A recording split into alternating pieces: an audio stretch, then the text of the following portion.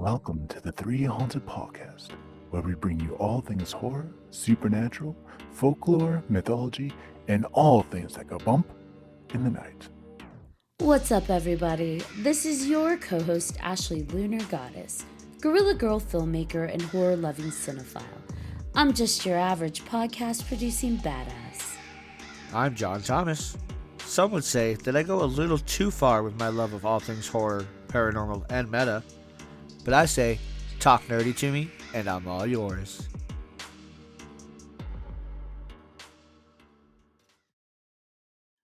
What's up, ghouls, gals, and all of our courageous pals out there? In today's episode, we'll be doing what we do best, talking about horror. Some of you may recognize the name and voice of our very special guest today. He's had numerous roles across the span of his career, but he's most known for voicing a beloved cowardly dog. Please welcome the voice of courage himself, Marty Grabstein. Woo! Yeah! Yay! All right. I love the energy you came in with. It's just automatically, woo! Studio audience. We're all in the same place now, all three of us. Yes. We're just in three booths, but we're all in the same. Just in three booths, but all in the same area. Yes. I mean, what is space? I mean, we're all in the collective spot. That's right. I feel like we're in the Twilight Zone episode already. Welcome to the Twilight Zone. Takes me to my first love of horror, actually. No, it wasn't, actually. My second. Twilight Zone was your side piece. No, I'm just kidding. So then what was, since you hinted at it, what was your first love of horror? Okay, see how this goes, John? We don't know how it's going to evolve, so it becomes that! Okay. So, honestly, my first love of horror was the Universal monsters. When I was growing up, actually, Frankenstein, Dracula, the werewolf, the mummy, and somehow the Hunchback of Notre Dame was considered a monster, which is very sad because he wasn't a monster. But he was one of the models. They had these models when I was growing up, and I remember I got the models, the Aurora models when I was like 8 years old or something. Where you buy this kit, and you put them together, and then you paint them. And they're of the Universal monsters. So I got those, and I got to create the illusion that I'm actually have any artistic talent whatsoever. And it was really great. I loved those monsters. I just loved that you would act them out, and so, yeah, that was my first great love of horror. What drew you to the monsters? Like, what was it about the monsters? Ooh, what drew me to the monsters? Ooh. I don't know. Could it be some dark underpinning of my psyche or something? That deep inside, I was already twisted at a young age, and I wanted something that could give voice to that twistedness. Could it be that? I don't know. I don't know what it was. My mother screamed a lot, so maybe I was nervous. My mother made me nervous, so the monsters became this reaction, this, like huge, scary.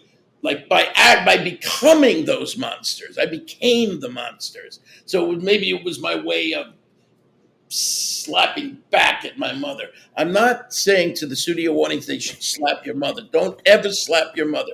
Not a good thing to do. You understand? Talk to her. Have a conversation. But I don't know. I so wish we were in the same room. I freaking love to say. You do have the best personality. It is just, even when you're just being calm it is just phenomenal to be around you.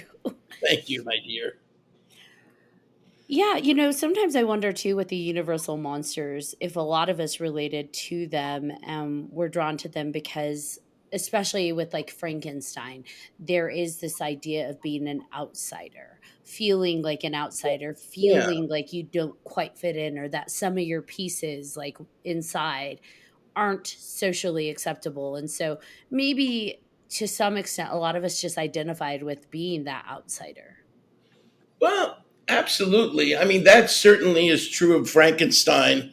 Um, and actually, in some strange way, all three of the major ones, the Mummy, is a different, concept. But for the moment, as we speak on the Universal monsters, I would have to say the big three: Frankenstein, Dracula, the Wolfman, right? Hmm. And if you really look at, I mean, Stephen King's Dance Macabre, you and I talked about this at one point, in one of our conversations. These conversations go on, audience, even when you're not there. They just keep going, these conversations. You're just getting a little tidbit Just a little taste. of what this is a taste. Maybe the taste might be enough for you.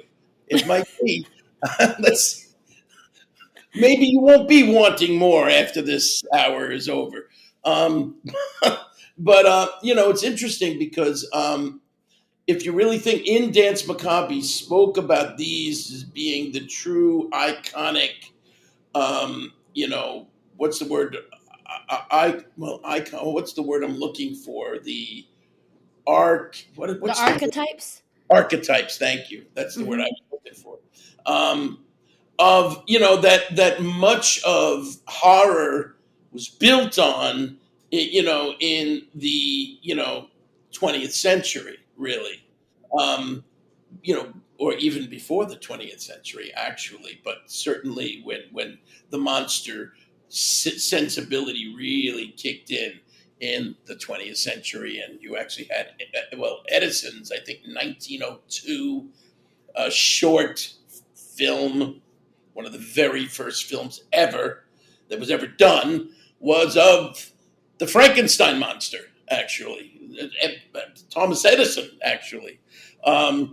But yeah, so that was, I mean, I would say that those are the archetypes upon which so much of modern fiction, in literature, in film, even in television, are built upon. And the way those archetypes come from, they're actually Mary Shelley's Frankenstein, which is a very different Frankenstein than the one. Is it okay that I'm talking about this? Yeah, no, I love it. Go in. Do it, do it, do it. I'm in. I'm leaning into Mary it. Shelley's Frankenstein. I mean, I believe it was 1818 or something like that, the early 1800s, right? Um, Written by a 17-year-old, upper class woman, actually, who's hanging out on a very stormy day with her Percy Bysshe Shelley, her brother, who was a poet, Lord Byron, and Dr. something Polidori. And they were, hanging out in this mansion, and it was crazy storms were out, so they stayed in, and they had a whole a contest that, who's going to write the scariest, creepiest thing, the best story, probably maybe a ghost story, maybe a monster, something. And sure enough, she came up with this extraordinary thing inside of this 17-year-old, as I say, upper class in terms of her financial status, and came up with this, a sheltered existence, actually. It just goes to show you that really the darkness exists in all of us, no matter where we come from, right? So you could be coming from a really rough background, and, difficulties and struggles and pain and violence and suffering, or you can come from this totally, you know, uh, you know, sheltered environment, and somehow you become, you have the darkness inside of you nonetheless. And it needs to be given a voice. And how wonderful that this voice came from the 17-year-old young lady, that actually this is the single most powerful monster story or horror story that so much of horror is based upon. As you said, certainly the outsider is a big part of it. Even though this Frankenstein actually speaks, this Frankenstein is well spoken, learns to speak. He's not going, ugh, bread, good, fire, bad, Bride of Frankenstein. So this was, totally unrecognizable, but it doesn't matter because we love those Universal monsters nonetheless at their own. We love Bela Lugosi, we love Boris Karloff, we love Lon Chaney Jr., all of these people. But anyway, why did I go into this whole thing? You gotta rein me in. What did I do? What the hell was I talking about? Our Right, love for the monsters and where right. that comes from. And where it came from, and the all of those what Stephen King talking about Dance Macabre and having it so based on that. I would certainly also say that they're all very different, right? One is just this tragic figure of someone that is, of a being that is put together with dead bodies and is an outsider and is repulsive to society because of the way he looks. Then another one is, in a sense, tortured as well. He's the vampire, and he just literally lives in the night, and he must feed on blood to survive, and that's all of this. And he's a little bit more classy. He's a classy vampire. He's a classy monster, Classy. right? He's and almost even a little sexy, right? Right? That was the whole thing. He was sort of like, yes, because he's a man and he has the three sisters, whatever, the three Oh, the vampire, three brides. right? And he is, kind of usually the people he goes after are women. So he is like, the fantasy of this man that can control women, because the reality is that men cannot control women at all under any circumstance. There is no real way of controlling a woman. So that feeling of inadequacy that men are somehow walking around with on a regular basis got a voice in the vampire, and of course the Wolfman, who's also a kind of a tragic figure. But what's great about him is he's like, yeah, he will tear you to shreds. Nothing stops him. He's not classy. He goes after you and just rips you and bites you and shreds you. And that power, the power of the Wolfman, is kind of exciting. All these dark sensibilities that these this is. So I really essentially what I just did without realizing it was answer your first question in more detail. No, Because I like it. now you know what makes me up. I love the Dracula's classy. Wolfman's not classy. But yeah, but you make a good point. Dracula represents like danger, but in a suave, charismatic, dangerous way. Wolfman's danger in a very primal rage way. But all of those things we carry within our human psyche, which I love. I absolutely love about the horror genre is that it's really just speaking to humans through, the lens of monsters and creatures. To make it more palatable so people don't realize, hey, there's a mirror being reflected back on humanity, but we dressed it up in fur and rage, or vampire teeth and a cape, so it's all good, don't worry guys. It's a really, for me, it's a fun genre to really explore ourselves. Yeah. What do you think about that, John? Does John participate? Of course John participates. Sometimes. No. No, I agree with both of you. Definitely. Excuse me. I think out of the three, the Wolfman's my favorite just because of all the primal rage. And I mean, who doesn't feel that every once in a while, right? Just want to rip somebody to shreds. Yeah. Yeah. Wolfman was my favorite. Nice.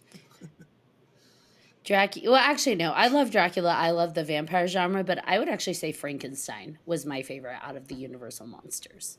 We got a representative from all three. There we go. Yeah. You know what I loved about Mary Shelley? You brought up Mary Shelley, was that when Mary wrote Frankenstein, they actually tried to give co-author credits to Percy, which he was kind of her husband, but kind of just her lover, which they had their own Romeo and Juliet thing going on anyways. Wait, what did I say? I said brother, didn't I? Yeah, but that's okay. What did I say, brother? I know he wasn't a brother. Yeah. But they did have a little bit of a Romeo and Juliet thing going on just because her dad completely rejected Percy. One side note that I loved about their little twisted love story is that he actually courted her in the cemetery. They would meet at her mother's grave. And that's kind of Really? how they built up their romance. And I'm like, that's Wow. kind of different, but I like it. I'm twisted. I'm here for it. I'm Right? like, yeah, there's something hauntingly romantic about that. Let's do it. Exactly. Wow. That's a wacky thing. So yeah, I mean, we seem to be speaking about the darkness within us and why it's such a powerful thing, right? Mhm. What is it about what is it about you know the horror genre? Now we were talking about monsters just now, right? Mhm. Of course, the genre goes way beyond monsters. Even though, of course, if you want to talk about monsters, you'd have to include Freddy and Jason and Michael Pinhead. Myers. You'd have to; those are all actually monsters, right? I mean, you Mhm. would have to include those as monsters. If you Yeah, want, absolutely. then of course there's the Exorcist, which is the devil. Who is also a monster. Yeah, the king of the monsters, right? A king of them. No, but he was whatever you wanted him to be. In other words, he was whatever he might assume a very non-monsterly persona to get you. Like Al Pacino in Devil's Advocate. I Very love that movie. So good. great. I thought it was a great movie. And truly a horror movie, which I think maybe gave it some problems. Um, it didn't do that well, Devil's Advocate. And even in today's world, like when people speak of great films, they don't usually mention The Devil's Advocate.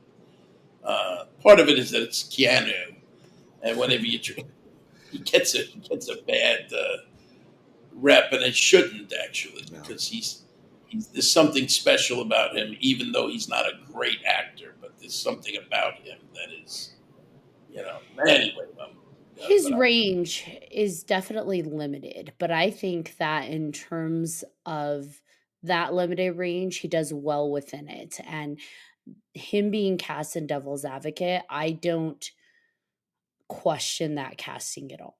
I think he did very well in that role. And, it could be that's a hard role to have to counter. Like, you have to be up against Al Pacino. And usually, when you have such a strong actor paired and a with, strong actress with yeah, Charlize Theron. Charlie. Yeah, but like when you have like these strong actors, if you don't have an equally strong actor who is as compelling and convincing, that difference and that gap really highlights the weakness of potentially the other actor. But I didn't feel a weakness. When I watched that movie, Keanu stands up well with Charlize and Al and that whole cast. It just works. It worked. It does. It worked.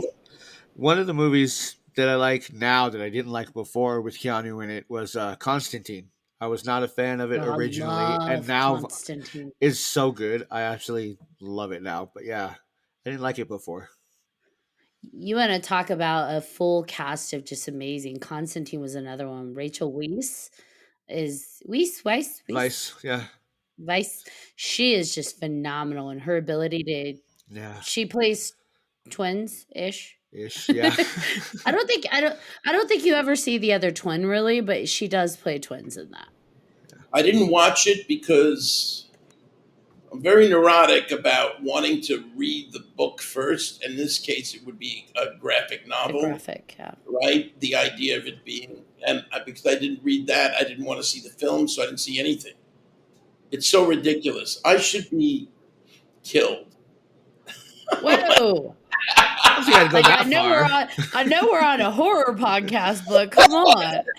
Or you could just watch But let me it. tell you this next thing. How about the fact that I never saw Lord of the Rings? Not any of them. That's okay. How, Jonathan. how ridiculous is that?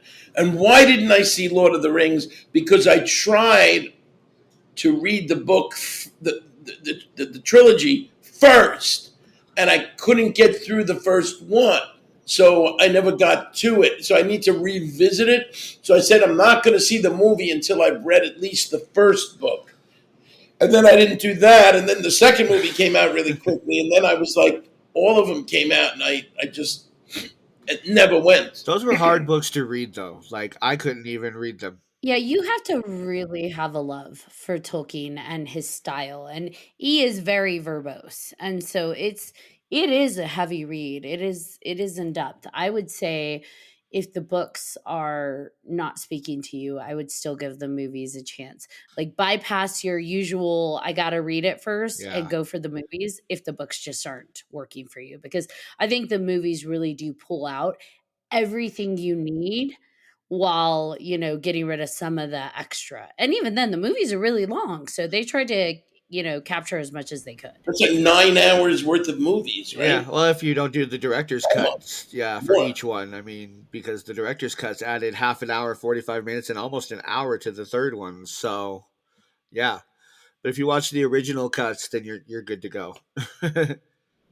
Wow, that's crazy. And I think you'd enjoy them. And the Hobbit movies, I really enjoyed those as well. Absolutely. Like, I watched all of those so many times, and like I said, I couldn't get through the first book either. I was like, nope, I can't. This is I did read The Hobbit. nice. That I read. Oh, okay. There you go. I was able to read that. But Yeah. they had not had the Hobbit movies yet at that point. But then I got neurotic because I was thinking I have to still see The Lord of the Rings first before I see The Hobbit. Too many rules, man.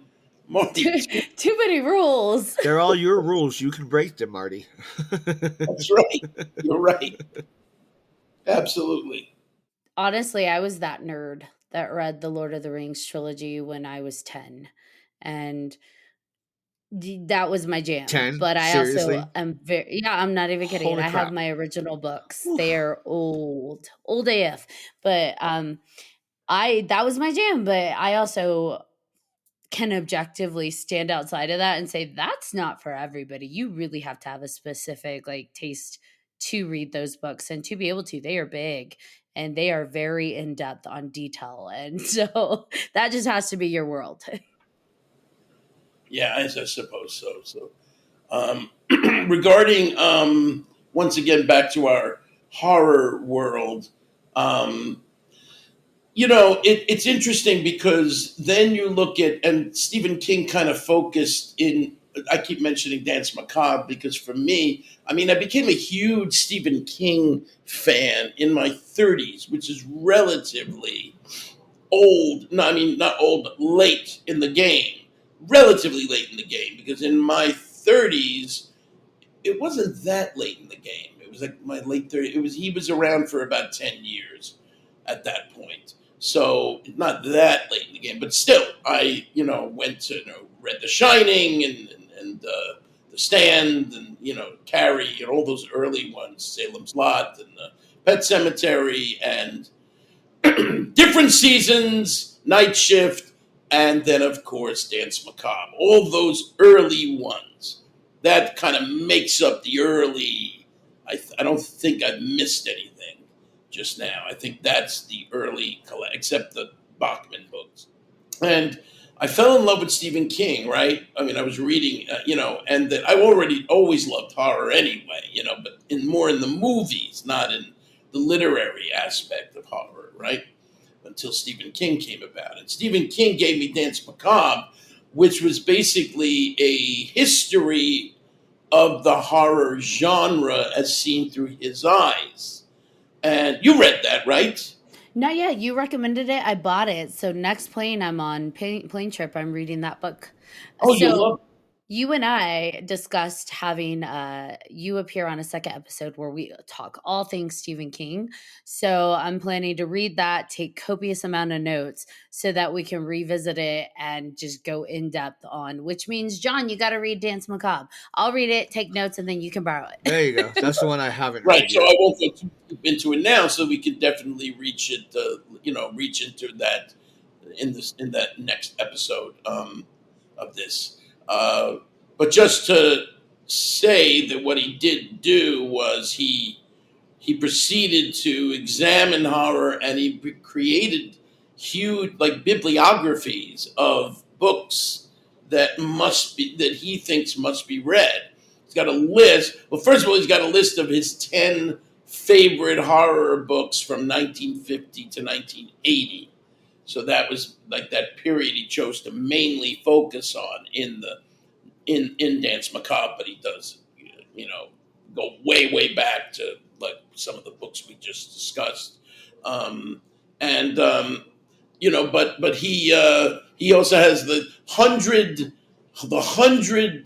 most important horror films of that period, and the 100 most important books of that period. So I proceeded to watch many of the films that he recommended. Like, I let him teach me, go watch this, read this. I read all these other horror novelists and stuff. So like I really allowed it to become this master class for me, in especially in the case of literature, because that was very easy to watch a movie. It's more of a commitment to have to do a book.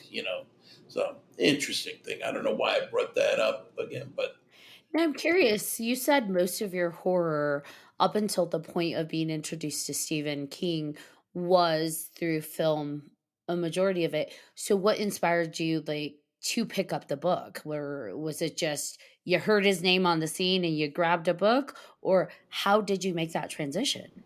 that's a very interesting point. I'm trying to remember this. I seem to recall that I had a lot of spare time in the work that I was doing, so I was like, I should read a book. Like I liked reading when I was growing up, but I didn't read a lot of books. In other words, I read certain books that I thought were great. 1984 is one of my favorite books, and Johnny Got His Gun. I don't know if you ever heard of that book. You ever hear of that one? Yeah. You know, kind of its own horror film in a way, but of course much deeper than that. But people were telling me, "Oh, you should read The Shining. You should." Have friends of mine say, "You should read The Shining, man. Shining is unbelievable. What a book that is." And so I read The Shining, and I was like blown away by that. I was blown away and we'll talk more about Stephen King, as you said, in the next one, but by not only his great stories, which he puts story above all else. Stephen King. His view is story is most important, not necessarily literary style, not even necessarily the character development. But the truth is, he does all of them quite well, actually. Even literary style, though he would put himself down that he's more of a. He actually would joke that he's a hack. That he just stuff out, but he has great stories. But his character development is tremendous, and it's like, and was very much in the now about the culture, of Americans. He was very, very much including that in his. I loved his characters, and I loved his women. His female characters were very strong, were very powerful, were very like heroic. Like he clearly loved women, like, and respected women. And he's as indicated by the fact, number one, that he could have 8 million women, at his doorstep anytime, and he chooses to stay with Tabitha, his love for Tabitha, after all we're talking about like, over 45, 50 years being with this the love of his life. He really, really respects women. I love his female characters, because a lot of the time in horror films, the women tend to be more, like the victims. Generally, they're the victims. They're the victims in his novels too, but they're also like fight good. We're also seeing when we see. Let's talk about that. Why don't we talk about that? Horror films. Okay, so one of the things that's always present, it would seem, is somehow the sexuality slash horror. seem to often be together. Usually there's an attractive woman that is the victim somewhere, or, generally, I'm simplifying it, and sometimes they're totally victims, and sometimes they become like their own heroic sensibility. But either way, generally speaking, they want an attractive woman to be in the horror film. And it's interesting, that whole issue of that, because it's almost like you just have to accept that. I mean, you look Barbara Steele in Black Sunday and any of those Hammer films where women are just gorgeous, and sexy, and it's interesting that no matter where you look, historically in the horror film media world, there are generally attractive women, and there is a sexual aspect of it. So what's your thoughts on that? I think it's not just limited to horror. We see it in the, comic book world. The women, the superheroes that are women typically are drawn a specific way. We see it Yeah, in the anime world.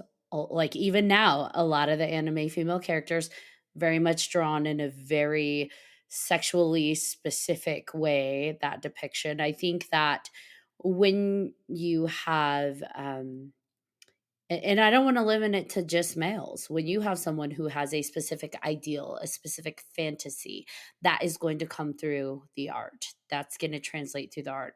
So your hero is what you admire, it's what you uh, fantasize about. So when you're drawing something specific to yourself, like, for example, if I'm going to draw a female character and I want her to be strong and heroic, I'm going to put the qualities that I visualize into that. If I draw something that is not specific to me, so for example, I'm not a male, I don't understand the male stuff, I'm going to draw it from a lens of what do I think are admirable qualities for, a male? What do I think is appealing?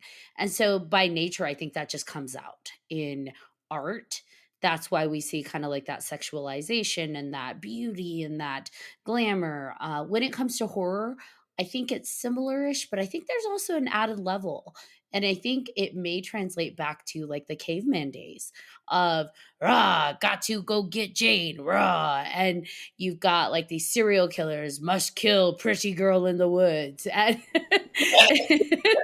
And so you yeah. have these girls screaming and running, and they're pretty to look at because their chest is bouncing as they run, and they're like, That's "Oh no, don't get me!" But I think a lot of it also comes back to like the caveman aspect of pounding the chest. Let me go get woman. Go get woman. Let me go get woman. Go get Jane. That's very funny. Um, you know, and so okay, and you're right about that. Really, everywhere you look, there's a certain amount of that. Um, but yeah, I do, just for the moment, because I will say that Supergirl is drawn very sexy with short skirt, and and certainly in the 1990s with the Image comics. I mean, these were these overblown, huge-breasted, tiny waist, like the Barbie syndrome gone like mutation wise, completely mutating into something insane.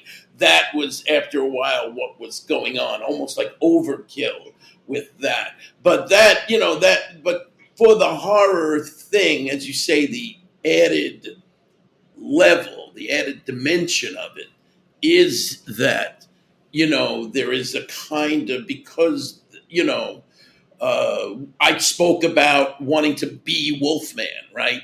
I spoke of wanting to, I didn't say I wanted to be Dracula, but I did have moments where there was a kind of, come to me, Come to me, pretty woman. come to me. Ah, he bites it. He's completely in charge. Something, as I said, which I'm sure John can back this up. Very, very often we just are not in, just so not in charge. So there's that, right? So generally horror, and it's kind of nice that there has, women have entered into the making of horror films more in recent years. But generally those are films generally made by men and appealing to men more often than not, though appealing to women in a kind of like I don't think only men liked the monster movies, but I would say probably it was very dominated. The dominant viewership were men. They're saying, "I want to see the scary movie," and the women are saying, "No, no, no, no, no, no." I don't want to watch that, and it scares me, whatever it is. As time went on, women were definitely drawn into the whole horror thing. But I'm saying it already was sort of established, that pattern of you got to have a sexy woman who's being victimized. She's running, and your breasts are bouncing, like you were saying, and Oh running. no! Sometimes, like what's the name? Who's the girl?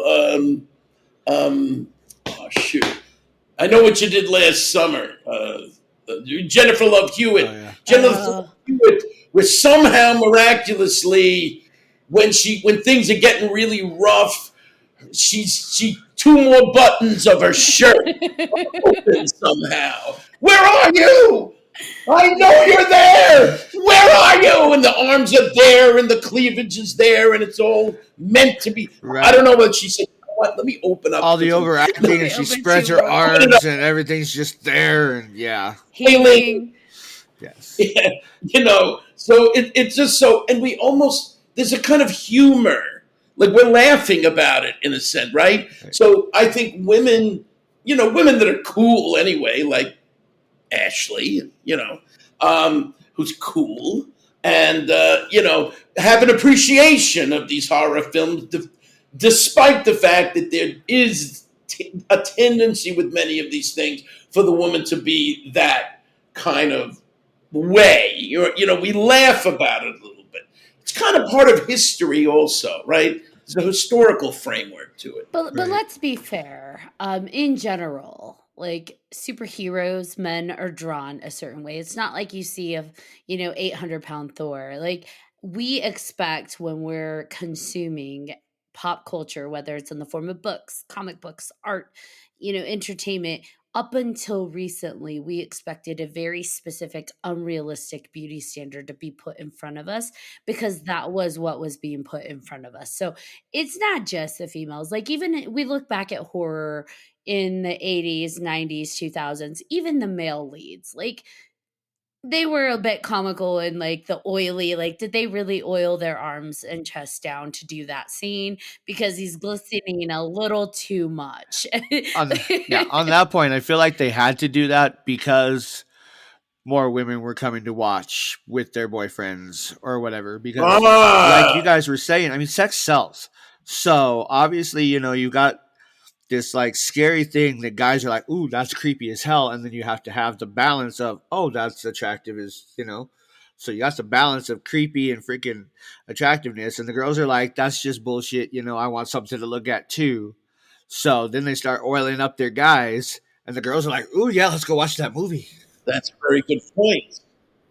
Horror does represent an element of the inner, darker sexuality, though. So I think horror and sex are always going to go together in some way Yeah, because it speaks to that nature within us. That's, I think, why also Wolfman speaks so much to a lot of people. But I will say this: I think back in the day, back when Universal Monsters and a lot of the older horror was coming out, men were in charge of finances. So those movies I do feel were created specifically to the demographic of who's spending the money. We see that even now.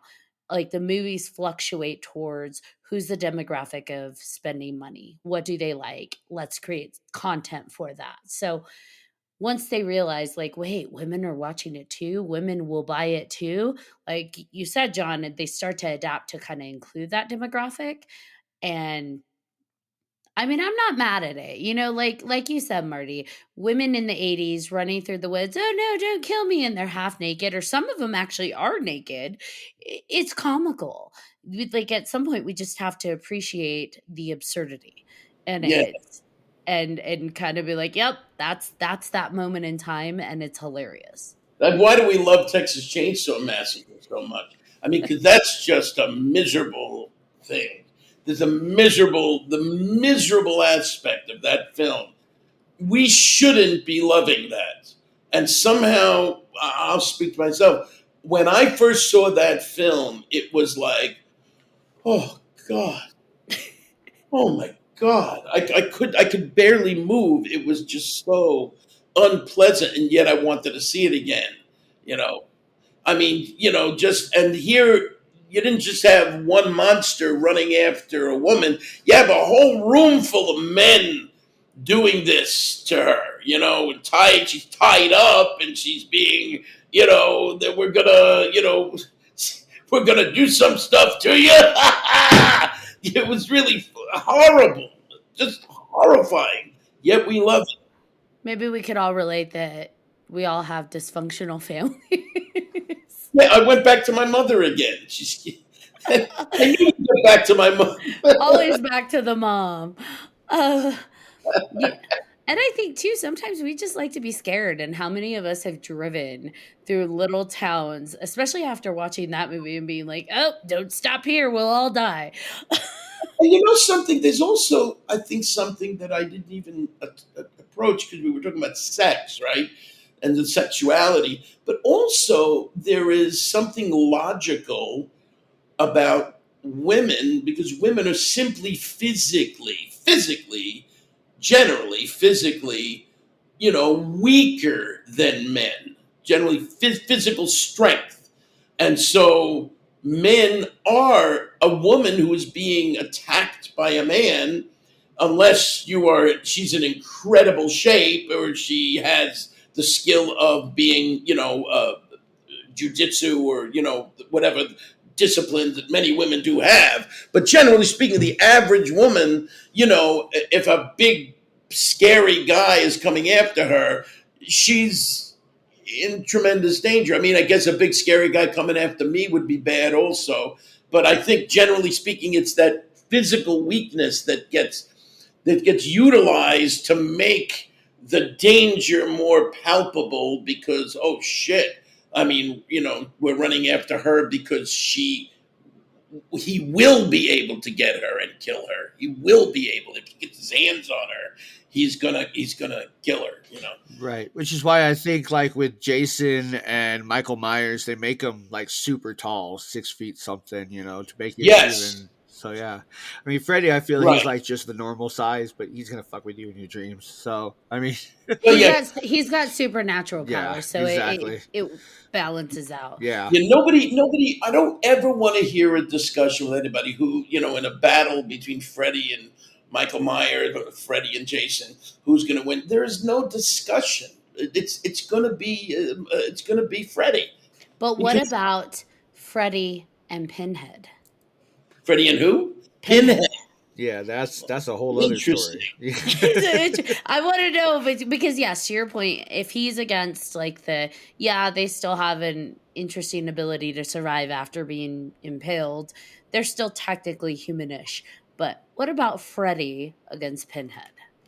Interesting, because I'm thinking on some strange level, isn't Pinhead some kind of incarnation of the devil himself? Not full incarnate, but like a demon. Is that sort of implied? They don't say it specifically. So but he's a Cenobite, which he is a demon. But here's the caveat. He does have a human soul inside of him that keeps the demon in check. So does that human soul make him a weakness to Freddy? I don't know. Is that true? Yeah. Because in one of the Hellraisers, the human soul gets removed. And so Pinhead runs amok on Earth, doing whatever he wants, killing whoever he wants. So in which one? In one of the early ones? Yeah, I think it's like 2 or 3. So in the first one, he is in check somewhat? Yeah, so that's why he has to follow the rules he does. The Cenobite world has rules. And so that's why he can't come unless the box is open. If someone is forced to open the box, he can't take them. He takes the person who forced them to open the box. There's rules. Yeah, so there's rules. Fucked up shit. Yeah, he could do much worse. He's in check. See, I wanted to try that out, by the way. Fucked up shit? I figured Love I'd it. throw that in there. I love It's it. entirely too clean. This show. This is one of our cleaner episodes, yes. Yeah. but yeah. So all right, but yeah. So maybe Freddy does win also, because there's no true explanation of Freddy's power other than he lives in dreams, and basically he is a function of your dream. And this is an interesting discussion here, because somebody falls asleep, like, I love one of the things I love about Nightmare on Elm Street. By the way, that's my favorite of all of those three. If you look at Friday the 13th and Halloween and Nightmare on Elm Street, those are the big three of the slasher The genre, right? 80s franchises, yeah. Not, in my opinion, Nightmare on Elm Street is the best one. Even some of the later ones, which had some schmuckiness written all over it, Absolutely. including. Schmuckiness. I love that. but but like it became more comedic. Like Freddy became like more of a comedy act a little bit. So as he's killing somebody, he says some really funny shit, and then he kills you. Or after he kills you, he says some funny stuff.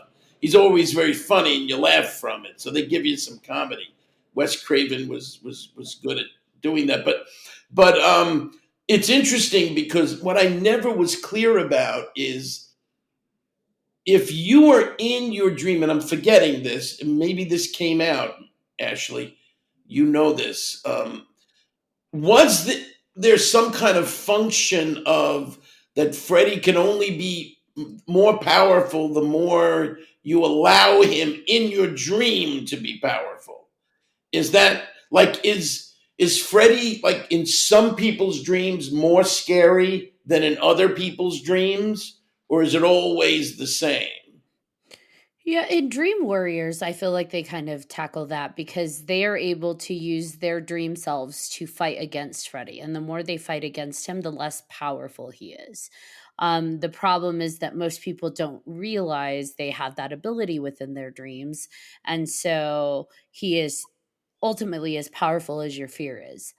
And Is as powerful as your fear, yes, which would speak to Stephen King's It, right? The power of, yes.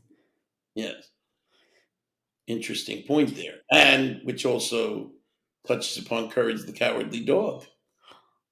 Ooh, Oh, I which is like the tie horror, in. which is a horror cartoon, right? Yep. It's a horror cartoon, right? And so the idea being that this is a creature who is so terrified of everything, right? He's terrified of even small things that make him scared, right? And somehow along the line, when something really scary happens that's threatening Muriel and Eustace, he finds something within himself to face his fears head on, and ultimately save the day. So the message of it, which is part of the reason why I keep coming back to these conventions, because so many people were moved by that sentiment, that face your fears, face your own anxieties, and you can survive. You will be okay if you merely do that.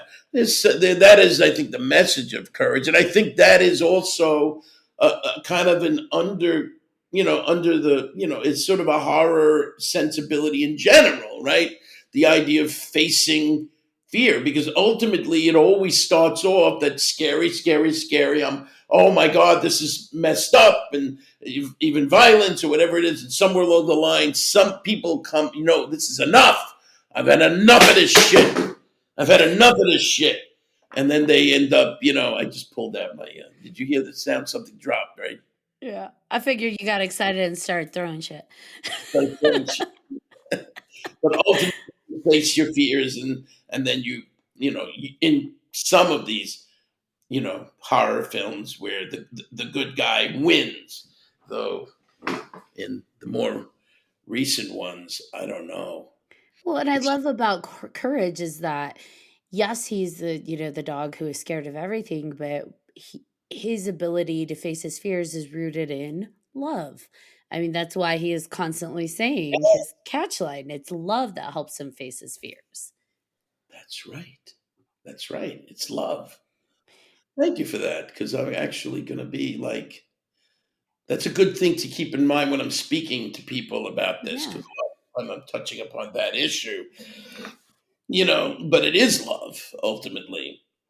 So the idea of love being powerful, is something that people still feel, like cynical about. Yeah. Love wins. Love is powerful. Love is all powerful.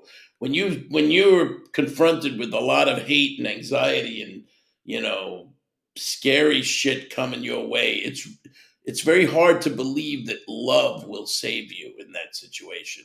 It seems like the only thing that's going to save you is violence, good, strong, violence that will end this situation, and that you must be violent in order to survive, as opposed to love, which is that unconditional sensibility that a certain New Testament superstar would speak about such things. New Testament superstar. I also think too is that people are like, how is love gonna save me? And it's like, no, love doesn't save you. You use love to save yourself. You use grounding yourself in that love to rise above whatever else may be the terror, the fear, the paralysis of whatever it is that's causing you to be stuck in that moment. You find that grounding within love, because love is a much stronger emotion. It's a much stronger, more lasting, everlasting um energy than fear. Fear is temporary. Terror Yeah, is temporary. It's intense and it can be paralyzing, but it's temporary. So I don't know. I stopped following when a new horror film would come out. I would usually go to see it in the movies. Now it's hard anyway, because you don't necessarily go to the movies to see things like automatically anymore, which is sad to me. Based on what I think, it was already heading in that direction anyway, but COVID, I think, speeded it up. Yeah. um, that idea that just wait till it comes to television. So it keeps you home rather than going out and experiencing something on a large screen with a big sound and eating popcorn and stuff. So anyway, but uh, in the more recent horror stuff, I stopped. Like, I wouldn't go to see Saw. I didn't see any of the Saws. You saw them? I love them, but I'm a weirdo. And so what stopped me from Saw, and maybe what stopped me from modern horror in general, was Hostel. Oh, That was hard to watch, but I still enjoy it oddly enough. But yeah, that was definitely hard to watch. You saw both of them? Yes. Yes. Wow. Yeah, and one of what they did was, to their credit, they switched it around. On the first one, the victims were women, right? And men were doing the bad shit. And then the second one, actually, men were the victims, and there were some really evil women Yeah. that were about. So there was no values. So to their credit, they crossed over with that typical role model of how things are supposed to be in a horror film. Right. But those were rough watches, though. Very, very hard, because it was torture. It wasn't just scary stuff, but actually watching torture. It was hard for me to enjoy that. Um, and so I stopped watching modern horror, and I think I missed out on some good ones, because Jessica, who is a huge, is a, Jessica, yeah. is a huge fan of latter day horror, right? And so she gave me some films to watch. So I watched Hereditary. Hmm. Woo! Did you see that? Yep. I Yeah. like the woo. That's a rough one, There's boy. only like one And part I like in that so, one. Midsummer, Oh, she's giving you all the hard ones. Yeah, she's giving you the like hard the one, right? freaking elevated she give horror you- shit. Jesus. She give you martyrs too? What's that? I said, did she give you martyrs too? Martyrs? Don't watch Is it. that a movie? Yeah, don't Yeah, watch don't it. watch Martyrs. Don't watch that one. All right. If you don't like torture films, Yeah, don't watch. absolutely do not watch Martyrs. Now here's the deal though. I will say this. It has to serve a purpose. You mentioned this earlier. Stephen King says, I don't do a specific style. I don't do character development. It has to be about the story, which is why his stuff is able to be an art form. He lets the story unfold itself. Technically, Hellraiser is torture, but it is a part of the story. It is absolutely necessary for the story. So it works. It is Yes. successful. When you look at modern horror torture, it is for me torture for the sake of just making people uncomfortable, getting people grossed out, shocking people so they feel terrorized, but it isn't actually part of the story itself in the unfolding. It's this is our we're going to freak them out and then everything else comes later. And so I think that's why I have a problem with a lot of the modern torture stuff. Martyrs very much is an intense torture film, but to me it falls more in line with the Hellraiser.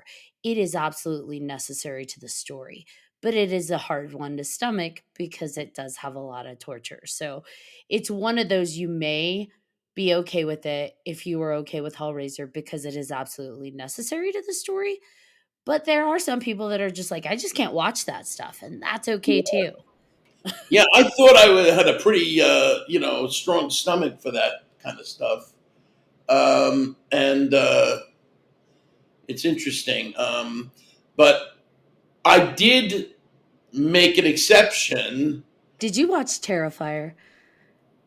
How did you know what I was going to say? Because I remember you said, because we're just talking about torture, and I remember he was telling you to watch it, but we told you not to watch it at midnight.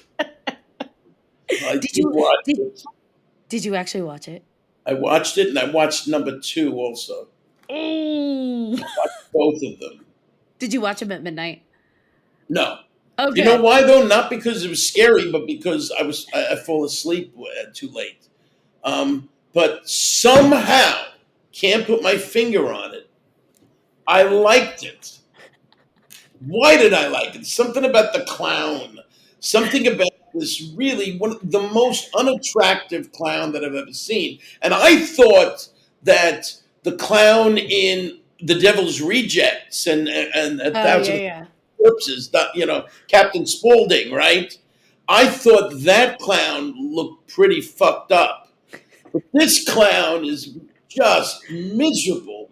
It was just unbelievable. And yet, seeing him do these little things like these sweet little Chaplin-esque clowny things, or riding around on a tricycle with the dring dring, this kind of stuff added something to it, and his expressions. Somehow I was okay with it, though I will say the chainsaw, cutting the woman in half with the chainsaw, probably one of the worst things I've ever seen in any film ever, anywhere. I don't know that though in Hostel with the eye thing. That got me. That was pretty fucked up, too. But the second one, actually, he said it was more of a story to it. And there actually was something of a story to the second one. Something of a story. Still, it was primarily it was art. But what I loved about the second one was that you thought the woman at the beginning with the blonde, and the blonde got cut in half, you thought that woman was going to survive, and then she didn't survive. And then you thought her sister, who was coming to the rescue, was going to survive, and she did, but only because, 2/3 of her face was removed. And so she was, kind of survived, but at quite a price to pay. So everybody just got destroyed, and, there was no heroism in any way, shape, or form. Second one, there was a kind of heroism with the brother and the sister, and she was kind of, attractive, attractive and heroic, and the brother was appealing, and she did beat him, but of course we know at the end that she didn't beat him, right? She didn't beat him because the head came alive because of the scary little weird You, demon you, girl. you never beat art. Um, Question for you. Do you think meeting David before watching the films made you a little bit more receptive to art? Or do you think Yes, yes, sure. I'm thinking, wow, I met the guy and we're talking about it, and now I got to see it. And I know that guy. Yeah, that is true. I was more receptive to it because of that. I had a friend that was telling me I should watch Terrifier for the longest time. You got to watch it. And he said it is brutal. I will tell you, it's kind of brutal, kind but of? it's cool. So Actually, a little fun story. When we were talking to David, for those that don't know, David Howard Thornton is Art the Clown and Terrifier. We happened to meet him thanks to Marty at Smoky Mountain Fan Fest, and we were talking to him, and he said that when they approached him for the film, they gave him just a segment of the script, but he thought it wasn't actually from the script. He thought it was just like an audition side. And so he read it and he's like, man, this is really messed up. Oh my God, that's insane. That's crazy. And so he did the audition. And when he got it and they gave him the script, he's like, oh my God, that's real. That's actually in the script. We're actually doing that. wow. Because he thought this is the most messed up like side I've ever gotten, not realizing like this is the entire tone of the film. And he also said that he's done a lot of voiceover stuff for gaming, Mhm. voiceover work, and he's done like many voiceover things and earned a living, carved a living out for himself from doing voiceovers. And he said, ironically, the thing that made him most famous is something where he doesn't say a word. He said, he didn't say anything. But he has to, like you said, he's acting in a different way. He has to Yeah, be expressive with his fingertips and his smiles and his like there is a different kind of acting he's having to embody literally with his body in order to sell Art the Clown. it was Chaplin-esque. I'm telling you, it had a little bit of a groundedness in Charlie Chaplin. Does anybody out there remember Charlie Chaplin? Huh? Oh yeah, Does anybody know who Charlie Chaplin is? I remember. So out of the horror genre now as it exists, well, you've experienced the horror genre through a few different decades. So what would you say is your favorite decade within the horror genre? Like when do you think horror was at its prime? Wow, it's a very hard question to answer I because ask all the hard ones, Marty. yeah, because I mean I'm looking, right? I look at the Universal things, and then I look at the 1980s, with those, some great horror things, and the 70s, Exorcist, and then also the 1950s, which saw a kind of rise of sci-fi, but really that inculcates horror into its zone anyway. Like it's sci-fi, but like masquerading as sci-fi, but actually like the Invasion of the Body Snatchers. Hmm. It's supposed to be a sci-fi film, but really it is a horror film, a horror book, even, right? Because that's like, oh my God, you don't know who's, like it's Uncle Ira, but it's not Uncle Ira. That whole Yeah. thing. That's terrifying.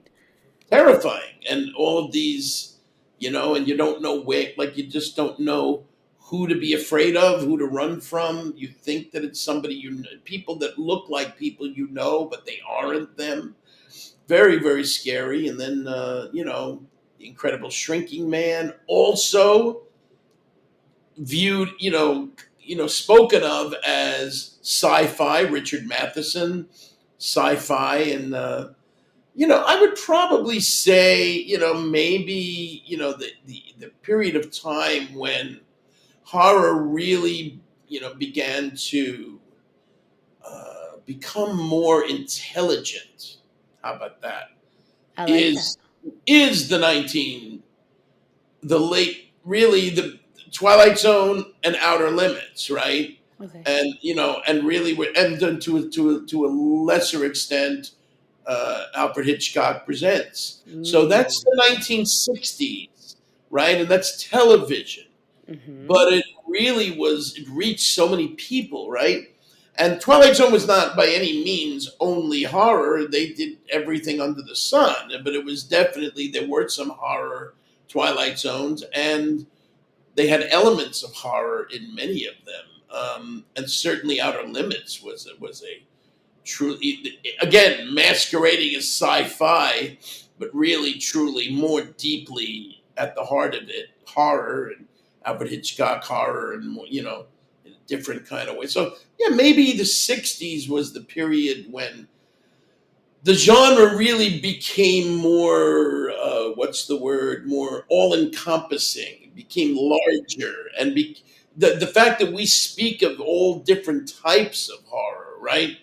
Essentially, there really was only one type of horror years ago, right? Mostly one type. Well, two types, either monsters or supernatural, like ghosts or witches. That's it. It wasn't all these psychological elements. Poltergeist was pretty darn good though. That 70s or 80s? That was 80s. 80s. Yeah, after a while, everything started to, expand. But an argument can be made that Twilight Zone and Outer Limits spoke to something in people that ultimately helped continue to grow the genre. Perhaps, It was the door opening to Right. that expansion, like you said, the all encompassing. Well, Yeah. same question to you though, Ashley. I have a little thing I'm thinking about here. But same question to you. When do you think it started? Well, I mean, in terms of, I think it's always ebbing and flowing. I like Marty's point that in the '60s you had these shows kind of really opening people up to the expansion of the horror world. I think for me, when horror has been at its prime, and I've said it before, I'll say it again. I think the '80s really had a lockdown on horror because it was all the different genres, and it seemed to really have fun with it. It didn't take itself too seriously. There was Right. angry horror, there was comical horror. There was just a lot of different. American Werewolf in London was 80s, right? Yep. Hmm. Yeah. That's right. Yeah. That was the beginning of that. So You're right. yeah, Com- there was just a lot going on in the '80s that I think I really enjoyed the horror world. I think anytime after that, it started trying to find too much how to tailor to the demographic that it forgot about the art. Right. And so we're trying to find that horror balance a bit. Right. I agree with right. you. I would say 80s, early 90s, and then it started going to crap, and then that's when Scream kind of you revived it a little bit, I think. But my theory on that was I was just going on based on like when we were born. Since Marty said 60s, I figured you would say 80s, and I would too because we're close enough in age. Like what would people in their 20s say? Just curiosity. So for the audience, Yeah. anybody who's listening, when do you think? Let us know. See, for me, I mean, even though I'm an '80s baby, I was kind of mid '80s. So by the time I'm watching Right. horror, I'm actually really probably more in the '90s. Yeah. But I was able to Go revisit, back thanks to exactly. Blockbuster, Yes. yeah, the '70s, '80s. And I think '70s, don't get me wrong, had Oh hell phenomenal yeah. horror. We had The Exorcist, we had The Omen, we had Salem's Lot. Like there was so much in there. And, but just for me, in terms of where I think horror was really able to be itself was in the '80s because a lot was explored. Right. Also, let's remind ourselves that Stephen King was late 70s Yeah. through the 80s. 80s. Yep. Was Exactly. his electrical explosion of all kinds of stuff. Yeah, And his so influence in horror was amazing.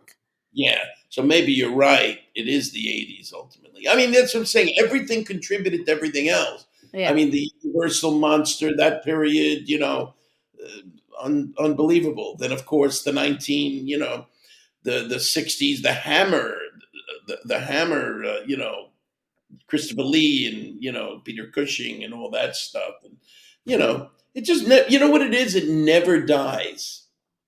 It just never dies.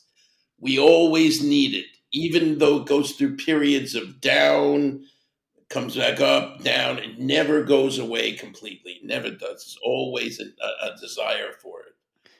And I think right now the benefit too is that when we talk about it being in a down phase, we're kind of really speaking to mainstream because there is a lot out there. Thanks to the digital era, independent films and streaming, just not mainstream, that there's probably a lot of gems out there. But right now, in terms of what people are consuming on the mainstream level, horror's not really in its flow. At least for me, I don't think it's really in its moment. Well, holy moly, Marty, you have been an amazing guest. Can you tell people, because I know they're going to want to know, where can I find more Marty? Where can people find more about you? Well, they can check out my Instagram. Please follow me on Instagram, Marty Grabstein at Instagram. I'm on TikTok and I'm still on Facebook. So you can get me on those three, but I'm pushing for Instagram and TikTok because I got to be part of the modern world also.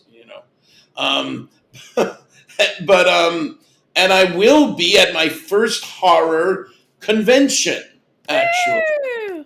HorrorCon in Marlborough, Massachusetts. So look me up on that if you want to see Marty Grabstein, Kurt the Guy with the Dog, at his first horror convention. Hopefully, one of many more to come. I'd like to believe that anyway.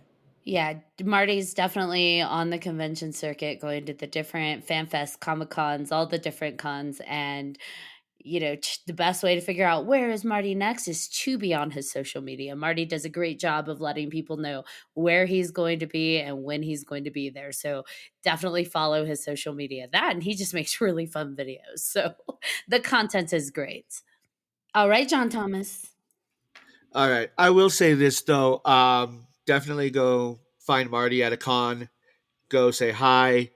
This man gives most amazing hugs. Like I thought Kevin Smith gave great hugs, but no, Marty beats him, and I didn't think that was possible because I love Kevin Smith, but like no, Marty gives the best hugs. Go say hi, get a hug, check him out. Thank you, man. You do give Absolutely. great hugs. Yes. And all right, again, thank you, Marty, for coming on. I know you got to go, and thank you for everybody for listening to this episode of 300 Podcast with your host. I'm John Thomas. I am Ashley Lunar Goddess. And I am Marty Grabstein. Yeah, he is. If you have any questions, comments, episode suggestions, this man is great. Please feel free to email us at 300podcast@gmail.com. And if you haven't done so already, please like, follow, and subscribe to all of our social media. Check out our website, 300podcast.com. And goodbye. You don't want to miss another crazy moment. Check out all of that stuff. Threw myself off. Until next time.